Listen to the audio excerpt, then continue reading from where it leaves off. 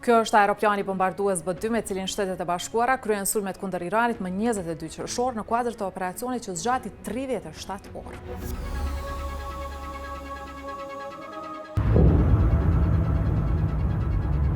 Në bombardimet e vitit 1999 kundër objektivave serbe, operacioni nga Misuri deri në Kosovë kishte zgjatur 31 orë. Ky aeroplan nuk ka limite sa mund të qëndrojë në ajër, pasi çdo 6 orë mbushet me karburant gjatë fluturimit, ndërsa gjatësia e misionit varet vetëm nga qëndrueshmëria e pilotëve.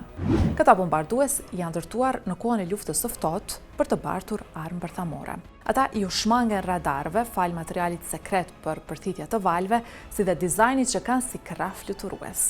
Me një gjerësi prej 52 metrash, ky lloj aeroplani duket në radar si një insekt i madh. Për të ulur kostot, B-2 zakonisht operohet nga 2 pilot, për të cilët misioni është sfidues në shumë aspekte.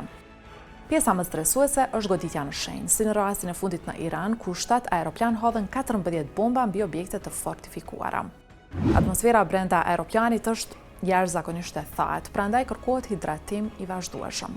As furnizimi me karburant në ajër nuk është i lehtë. Ai bëhet përmes një avioni tjetër cistern dhe nëse ka errësirë, re apo turbulenca, operacioni kërkon shumë përqendrim.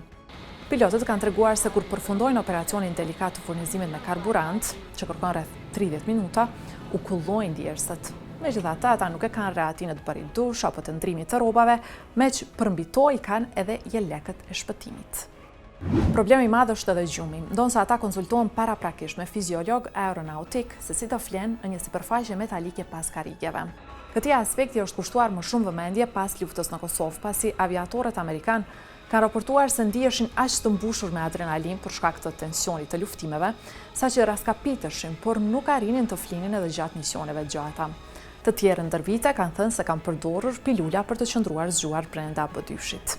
Çdo aeroplan i tillë kushton rreth $2 miliardë, ndërsa SBA-ja i ka ndërtuar 21 deri më tani.